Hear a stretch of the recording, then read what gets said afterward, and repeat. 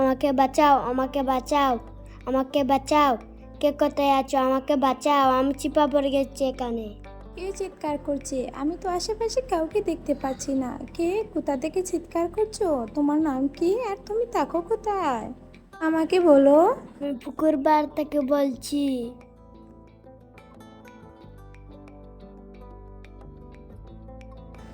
আমি তো পুকুর পাড়ে চলে এসেছি, কিন্তু তোমাকে তো কোথায় দেখতে পাচ্ছি না। তুমি কোথায়? গাছের গুড়া দেখো, আমি পাতার নিচে আমি পড়ে আসি।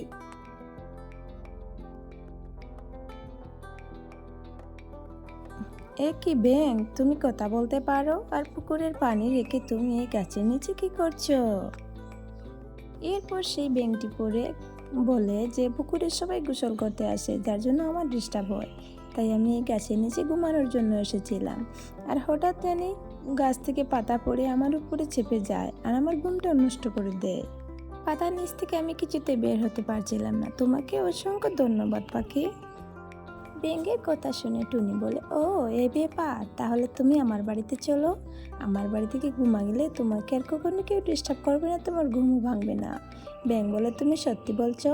এরপর টুনি বলে, তোমাকে ওভাবে নিয়ে গেলে আমাদের গ্রামের পাখিরা সবাই তোমাকে দেখতে ভিড় করে নেবে, তাই আমি একটা হাঁড়ি নিয়ে আসি, তোমাকে হাঁড়িতে করে নিয়ে যাব। এরপর টুনি বাড়িতে চলে যায় আর হাঁড়ি নিয়ে আবারও ব্যাঙের কাছে চলে আসে। টুনি পাখি হাঁড়ি নিয়ে এসে ব্যাঙকে বলে, ব্যাঙ তুমি হাঁড়িতে এসে বসো, আমি হাঁড়ি নিয়ে এসেছি। ব্যাঙ লাফ দিয়ে হাঁড়িতে বসে আর টুনি ব্যাঙকে নিয়ে বাড়িতে চলে যায়। টুকি মহা খুশি, মা তুমি এত সুন্দর ব্যাঙটা কোথায় পেলে? বাড়ি মিষ্টি তো দেখতে। এরপর টুনি সব কথা টুকিকে খুলে বলে। টুকি সব কথা শুনে বলে, তুমি নাকি জাদুর ব্যাঙ? আমার তো বিশ্বাসই হচ্ছে না। আর আমি শুনেছি যারা জাদুর হয় তারা সব কিছু দিতে পারে। তাহলে তুমি আমাকে এক প্লেট ফুচকা দাও, তাহলে ভাববো তুমি তুমি জাদুর ব্যাঙ। এরপর টুনি বলে, ব্যাঙটা এখানে এসেছে পুকুর পাড় থেকে ঘুমানোর জন্য, আর তুই যত বিরক্তি করছিস এমন করলে হবে না, কিন্তু ও ঘুমাবে। তুই এখান থেকে তোর বন্ধুদের সাথে খেলতে যা, তো চলে যা এখান থেকে। এরপর ব্যাঙ বলে, যেও না টুকি, যেও না, আর সাথে সাথে এক প্লেট ফুচকা দিয়ে দেয়। টুকি মহা খুশি, এই এটা তো সত্যিই তো ফুচকা, সত্যি তো তুমি জাদুর ব্যাঙ। টুকি মহা খুশি বলে, সত্যি তো তুমি জাদুর ব্যাঙ, আমি কাউকে বলবো না। এরপরে ভেংটি বলে, তুমি কোথাও কাউকে বলতে যেও না, দেখো আনার সবাই আমাকে নিতে চাইবে। টুকি বলে, না না, আমি কাউকে বলবো না, কখনো বলবো না, তুমি নিশ্চিন্তে থাকতে পারো। ব্যাঙকে বলে, ঠিক আছে, তাহলে তুমি এখন ঘরে যাও, ঘুমোবে, আর আমি এই খাবারগুলো সেলাই করে নেই। এরপর ব্যাঙ বলে, এগুলো তো অনেকটা কাপড়, তোমাকে সেলাই করতে অনেক সময় লাগবে। পাখি বলে, হ্যাঁ লাগবে তো। ব্যাঙ বলে, তাহলে আমি তোমাকে সেলাই মেশিনটি অটোমেটিক করে দেই, তুমি কাপড়গুলো উপরে রাখো আর সাথে সাথে সেলাই হয়ে যাবে। এরপর ব্যাঙ ঝাড়ু দিয়ে সেলাই মেশিনটি অটোমেটিক করে দেয় আর মেশিনটি কাপড় সেলাই করতে থাকে। টুনি সব কাপড়গুলো শুধু উপরে রেখেছে আর মেশিন সেলাই করে দিচ্ছে। এরপর তারা দুজন ঘরে বিশ্রাম নিতে চলে যায় আর এভাবে সেই দিন কেটে যায়। টুকি মার কাছে চাইছে, মা আমাকে এক জোড়া জুতো কিনে দাও, আমি কোনোকে জন্মদিনে যাব। টুনি বলে, ঠিক আছে আমি দেবো তোকে, পাখিদের বাসায় নিয়ে কাপড়গুলো আগে দিয়ে আসি, এতে 4 টাকা পাবো, তোকে আমি সুন্দর একটা জুতো কিনে দেব। বলে, মা এতক্ষণে তো অনেক দেরি হয়ে যাবে আর কনকের জন্মদিনও শেষ হয়ে যাবে, তাহলে আমি যাব কি করে?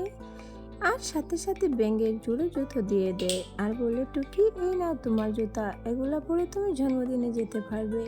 টুকি বলে, আহা তুমি তো অনেক ভালো ব্যাঙ, তুমি সত্যিই ভালো, তুমি আমাকে এত সুন্দর জুতা দিয়েছ।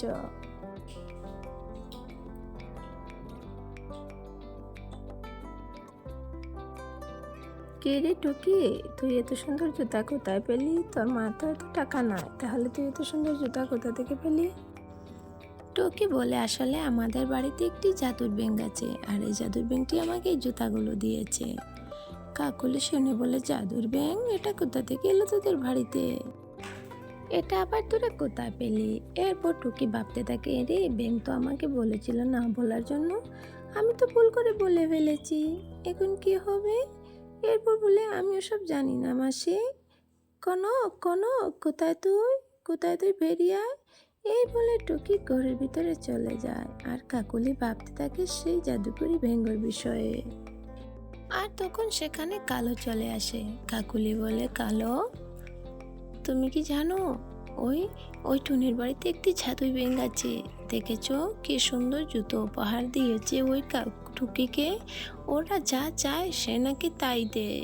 আমাদের ওই ভেঙটি লাগবে। কালো বলে, হ্যাঁ, এই ভেঙ তো আমাদের আনতেই হবে। কালো বলে, চুরি করতে হবে, কিন্তু ছোটদের কথা এতটা বিশ্বাস করে লাভ নেই। আমরা অনুষ্ঠান পরে সবাই মিলে টুনির বাড়িতে যাব, গিয়ে সব কিছু দেখে আসবো।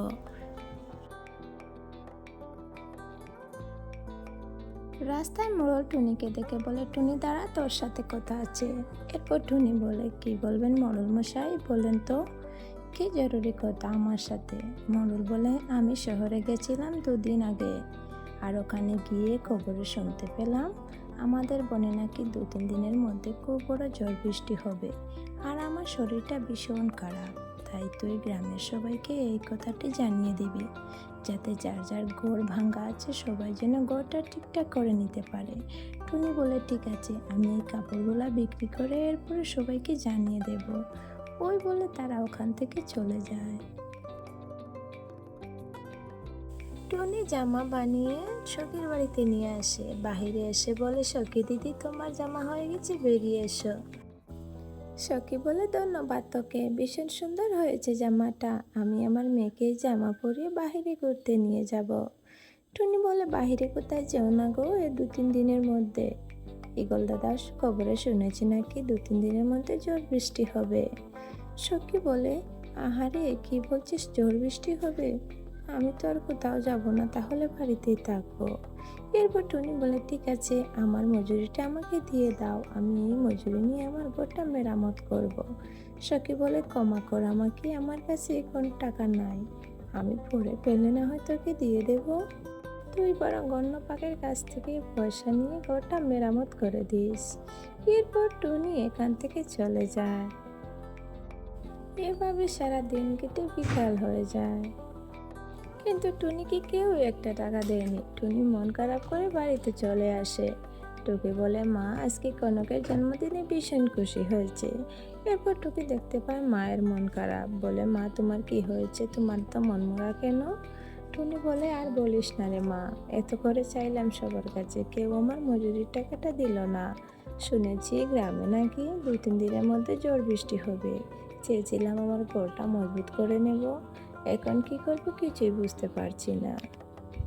টুনির দুঃখের কথা শুনে ব্যাঙ বলে, আমি তাতে তোমার কিসের চিন্তা, দাঁড়াও তো, তোমার ঘরটা আমি মজবুত করে দিচ্ছি। সাথে সাথে ব্যাঙ জাদু করে ঘরটা সুন্দর করে বানিয়ে নেয়। আর টুনিকে বলে, দেখো তো, তোমার ঘরটা টিনের আর ভীষণ মজবুত হয়ে গেছে, আর ঝড় তুফানে ভাঙবে না। টুনি বলে, তোমাকে অসংখ্য ধন্যবাদ ব্যাঙ, তুমি আমাকে অনেক বড় উপকার করেছো, বিপদ থেকেও বাঁচিয়েছো। টুনি এভাবে ব্যাঙের সাথে কথা বলতে থাকে, আর কালো কাকুলি পিছন থেকে সব কিছু শুনে ফেলে। কালো কাকুলিকে বলে, কালো কাকুলি, শোনো, এই যে ব্যাঙ আছে ওটা আমরা নিয়ে যাব, আর ব্যাঙের কাছে সোনা দানা হীরা মুক্তা আছে, সব কিছু চেয়ে নেব। এরপর আমরা বনের সবচেয়ে ধনী পাখি হয়ে যাব। দুষ্টু কালো এইভাবে বুদ্ধি করে এখান থেকে চলে যায়। আর তারা রাত হওয়ার অপেক্ষা করতে থাকে, আর এভাবে রাত হয়ে যায়। রাত হতে কালো কাকলি টুনির বাড়িতে চলে আসে। ঘরের ভিতরে গিয়ে তারা দেখে, এই তো ব্যাঙ এখানে শুয়ে আছে। কাকুলি বলে, কালো, এই তো দেখছি ব্যাঙ শুয়ে আছে। কালো আস্তে আস্তে ব্যাঙের যখন পাশে যায়, তখনই ব্যাঙের ঘুম ভেঙে যায়, আর সাথে সাথে ব্যাঙ সজাগ হয়ে যায়। বলে, এই যে অন্যর উন্নতি দেখে তোমাদের লোভ হচ্ছে, সহ্য করতে পারছো না, দাঁড়াও, তোমাদের দেখাচ্ছি মজা। এরপর ব্যাঙ সে কালোকেও একটা ব্যাঙ বানিয়ে দেয়। কাকুলি বলে, আমাদের ক্ষমা করে দাও ব্যাঙ, আমরা লোভে পড়ে অনেক পাপ করেছি, এরকম আর কখনো করবো না। আমার কালোকে ব্যাঙ রূপ থেকে পাখি রূপে ফিরিয়ে দাও। টুকুনি টুনি চলে আসে, বলে, কি হয়েছে? কাকুলি দিদি, তুমি এখানে কি করছো? তারপর কাকুলি টুনিকে সব কথা খুলে বলে। টুনি, ব্যাঙকে বলো আমাদের ক্ষমা করে দিতে, আমরা আর এমন কখনো করবো না। টুনি ব্যাঙকে বলে, ব্যাঙ, এরা আমার প্রতিবেশী, এবার ওর মতো ক্ষমা করে দাও। ব্যাঙ বলে ঠিক আছে, তাহলে ক্ষমা করে দিলাম। এরপর তারা দুজনে এখান থেকে চলে যায়।